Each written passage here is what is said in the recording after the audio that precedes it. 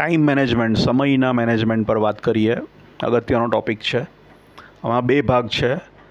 આપણી પાસે કેટલો સમય છે આપણને ખબર હોય, અને આપણે જે કામ કરવાના છે એમાં કેટલો ટાઈમ લાગશે આપણને ખબર હોવી જોઈએ. હવે પહેલા પાર્ટમાં આઈ થિંક તકલીફ ઓછી હોય છે. આપણને જનરલી ખબર હોય છે કે આપણી પાસે કેટલો ટાઈમ છે, આજે આટલા કલાક છે, આટલા દિવસ છે વગેરે. પણ કોઈ વાર હા એવું બને કે આપણે આ ધારતા તનારથી આપણી પાસે ઓછો ટાઈમ નીકળે, સડનલી કોઈ આપત્તિ આવી પડે કે કંઈક અર્જન્ટ આવી પડે ને આપણે બધું ભાગવું પડે, કામ પડતા મૂકીને, ને કંઈક બીજું બધું હતું કે થઈ જશે પણ ટાઈમ જ ઓછો પડી ગયો, પ્લાન હતો પણ નહીં કરી શક્યા કારણ કે કંઈ આવી પડ્યું, એવું થાય. પણ નોર્મલી ટાઈમ કેટલો છે, દિવસમાં આટલા કલાક છે, આટલા ઓફિસ આવર્સ છે, બધું ખબર હોય. મુદ્દો ત્યારે આવે જ્યારે આપણે જે કામ કરવાના છે કેટલો ટાઈમ લેશે એનું એસ્ટિમેશન આપણું ભૂલ થતું હોય. તમને એમ લાગે કે મારી પાસે 4 કલાક છે, અત્યારે 6 થી 10 કે એવો કંઈક ટાઈમ છે સાંજનો, કે 6 થી 8માં હું આ કરીશ કે 5 થી 8માં કરીશ, 3 કલાક છે મારી પાસે. નોર્મલી કદાચ રહેશે પણ ખરા, એ પણ થાય કે ના રહે, પણ માનો કે છે.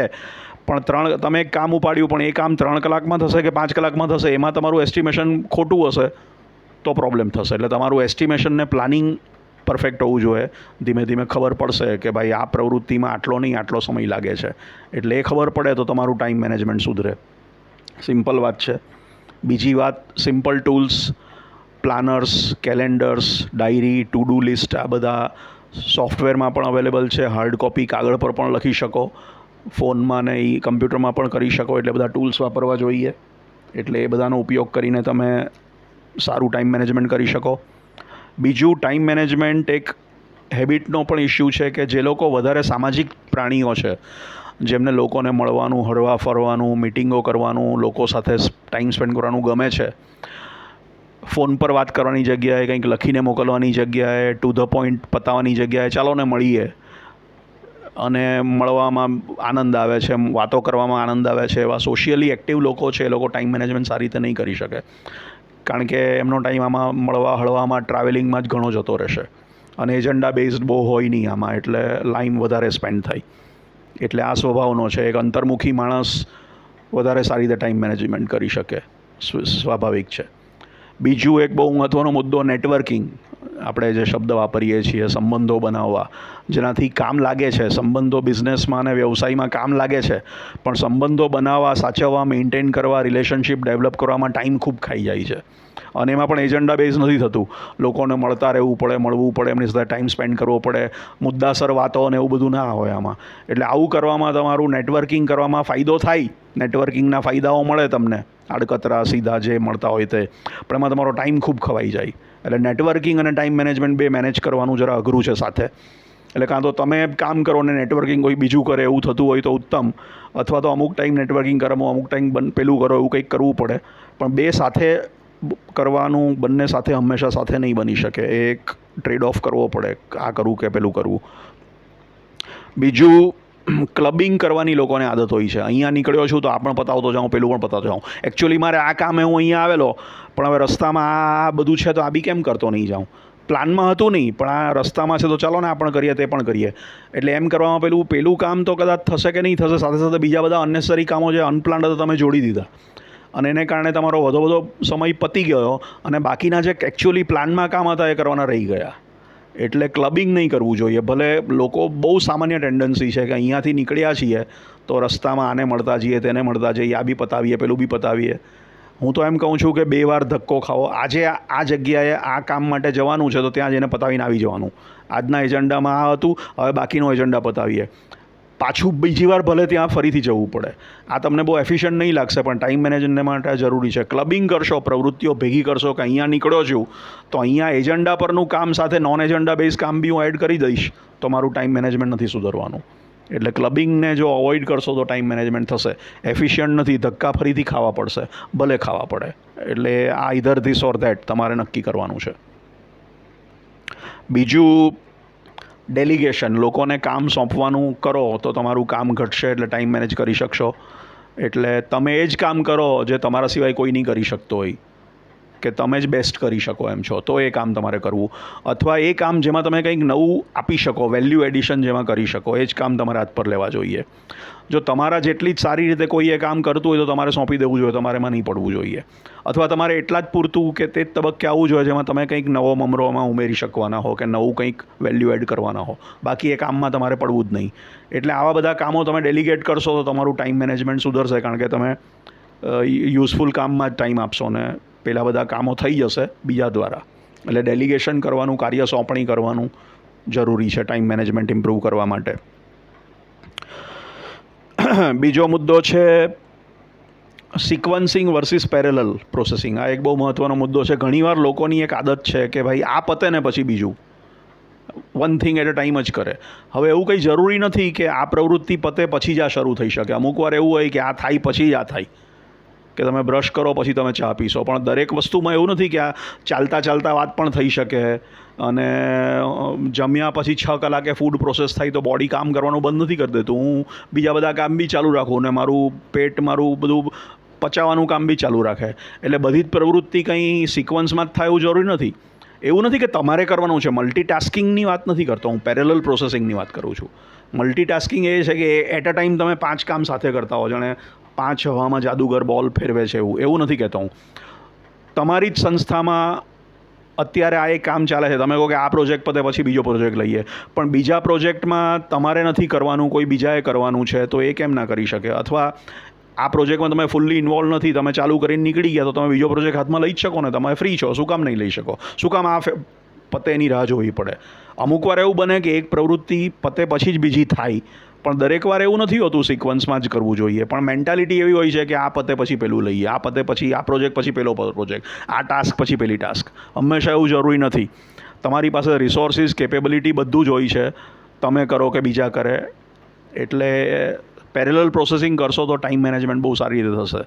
સિક્વન્સમાં જ જવું નહીં, સમાંતરે બીજી પ્રવૃત્તિઓ પણ જે થતી હોય કરતા રહેવી જોઈએ. ચાલતા ચાલતા વાત પણ થઈ શકે, ચાલતા ચાલતા વિચારી પણ શકાય. ખાલી ચાલો એટલે બીજું બધું બંધ નથી થઈ જતું. ટીવી જોતા જોતા જમી પણ શકાય. હા, એટલે અમુક વાર એમ કે આવું નહીં કરવું જોઈએ, કે સ્ટ્રેસ આવે ને આવે, બધી વાત અલગ છે. બધામાં એવું નથી હોતું દરેક કેસમાં. પણ ટૂંકમાં પેરેલલ પ્રોસેસિંગ ઘણીવાર શક્ય છે, અને લોકો સિક્વન્શિયલ થિંકિંગમાં જ વધારે માને છે. એ માઇન્ડસેટ હટાવવાની જરૂર છે, તો ટાઈમ મેનેજમેન્ટમાં ફાયદો થશે. બીજું, પ્રાયોરિટી તમારી સમય છે કે પૈસો છે? અગત્યનો સવાલ છે. અમુક લોકો પૈસા બચાવવા સમય ખર્ચે છે, અને અમુક લોકો સમય બચાવવા પૈસા ખર્ચે છે. હું માનું છું કે સમય પૈસા કરતાં વધારે મહત્ત્વનો છે, કારણ કે સમયનું તીર એક જ દિશામાં એની રીતે જાય છે. આપણે આલ્બર્ટ આઇન્સ્ટાઈનને રિલેટિવિટીને, સાપેક્ષવાદને એ બધી વાતોની ચર્ચા અત્યારે નથી કરતા. નોર્મલ પ્રેક્ટિકલ લાઈફમાં સમયનું તીર આમ જતું રહે છે, અને એનું બેલેન્સ જ્યારે પતી જશે ત્યારે પતી જશે. એટલો જ સમય છે જે લખાયેલો છે કે જે હોય તે. એટલે પૈસામાં વધઘટ થશે. સમયનું તીર તો જશે ને ગયેલો સમય પાછો આવવાનો નથી, અને આટલો જ ટાઈમ છે. એટલે સમયને પ્રાધાન્ય આપો. પૈસાને નહીં આપશો તો તમે સમયને બચાવી શકશો. એટલે પેલું ભાવતાલ કરવામાં, નિગોશિએટ કરવામાં, હેગલિંગ કરવામાં, બાર્ગેનિંગ કરવામાં તમે ટાઈમ એનર્જી વેસ્ટ કરો. એની જગ્યાએ થોડા પૈસા ખર્ચીને જલ્દી પતતું હોય તો પતાવો. થોડા પૈસા તમારા વપરાયા પણ તમારો સમય બચી ગયો, બધી માથાકૂટમાંથી બચી ગયો, એફર્ટ પણ બચ્યા, સ્ટ્રેસ પણ બચ્યો, ખટપટ પણ બચી, અને સમય બચી ગયો. 10 મિનિટ સુધી ચર્ચા કરીને જગ્યાએ 2 મિનિટમાં હા ભલે આટલા પૈસા વધારે થતા. એટલે બહુ મેજર વાત નથી કરતો, પણ ઘણી જગ્યાએ પૈસા ખર્ચીને સમય બચાવી શકાતો હોય છે. અને જો શક્ય હોય તો એવું કરવું જોઈએ, કારણ કે સમય મારી દૃષ્ટિએ પૈસા કરતાં વધારે મહત્ત્વનું છે.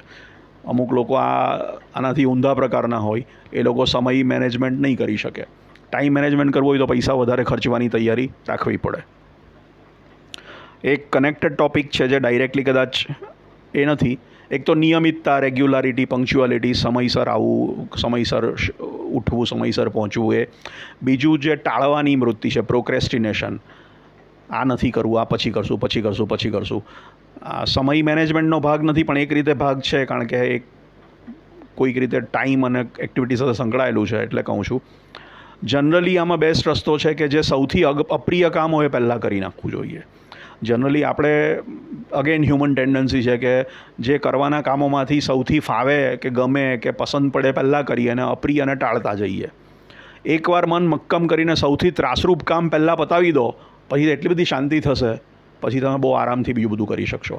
એટલે આને ટાળવા માટે મન મક્કમ કરીને ખરાબમાં ખરાબ લોએસ્ટ જે તમે લિસ્ટમાં નાખ્યું છે, કારણ કે તમને ગમતું નથી, એ પહેલાં કરી નાખો તો શાંતિ થઈ જશે. એટલે આ એગ્રેસિવલી અપ્રિય કામને પહેલાં પતાવો તો પ્રોક્રેસ્ટિનેશન પછી ધીમે ધીમે પ્રોબ્લેમ સોલ્વ થઈ જશે, ટાળવાની વૃત્તિ ઘટી જશે.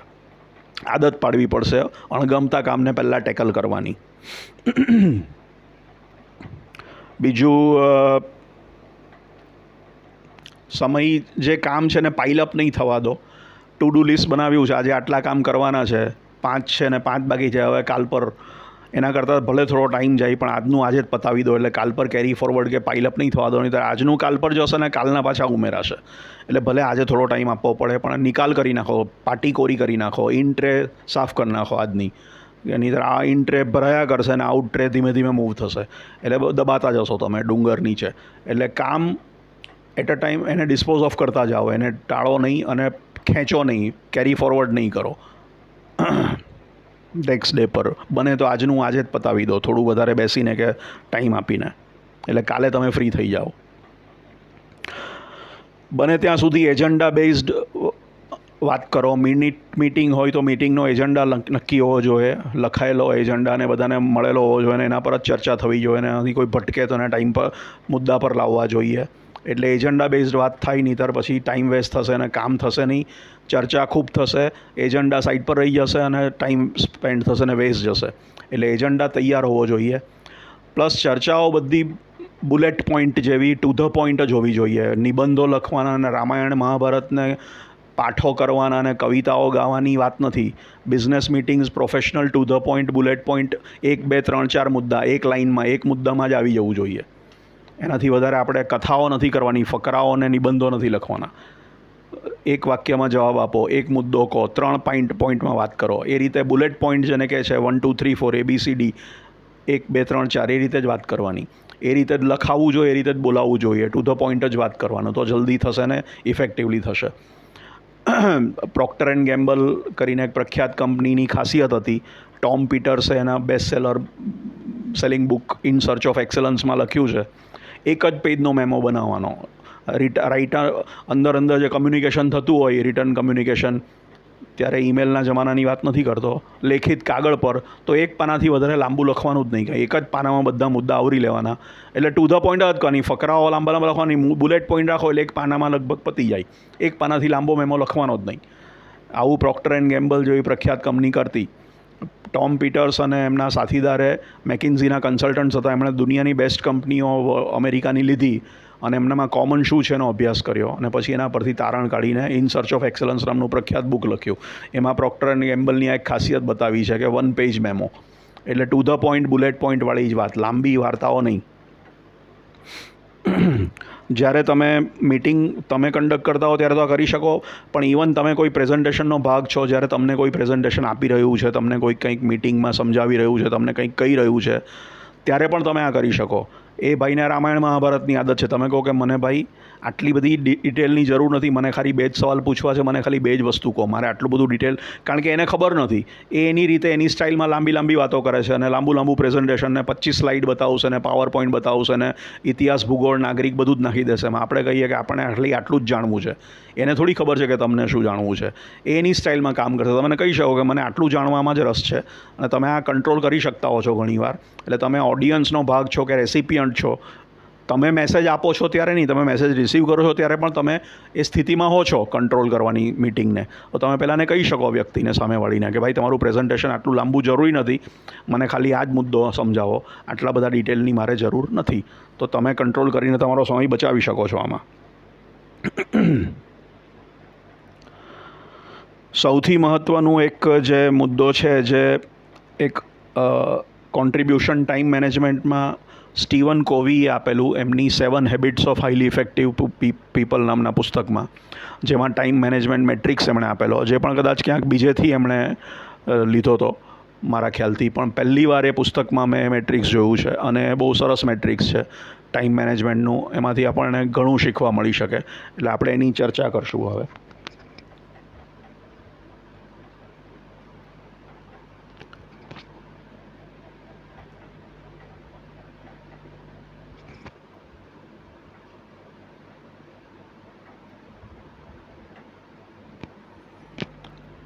આ ટાઈમ મેનેજમેન્ટનું મેટ્રિક્સ છે. એમાં ઇમ્પોર્ટન્સ અને અર્જન્સી પ્રમાણે કામોને 4 ચરણમાં વહેંચ્યા છે, ક્વોડ્રન્ટ્સમાં.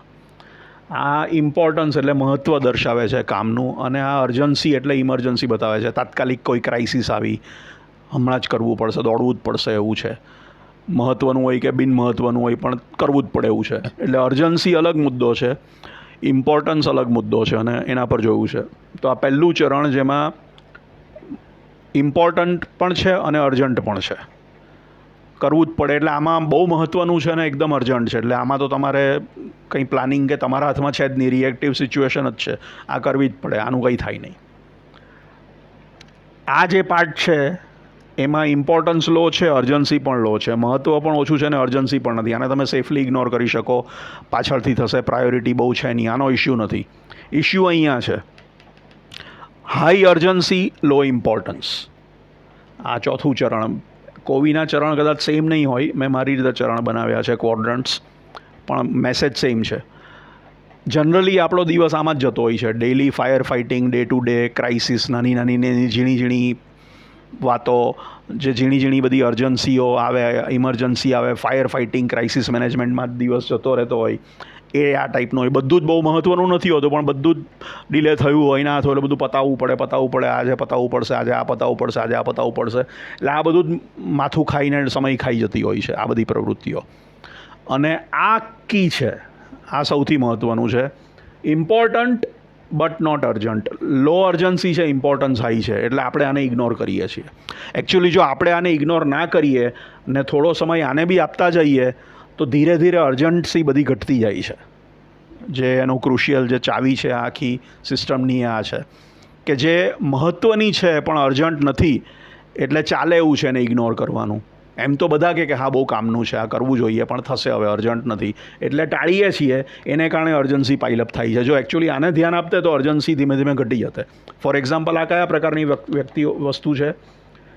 પ્રોડક્ટિવ કેપેસિટી વધારતી વસ્તુઓ. એને પી વર્સિસ પીસી કીધું છે.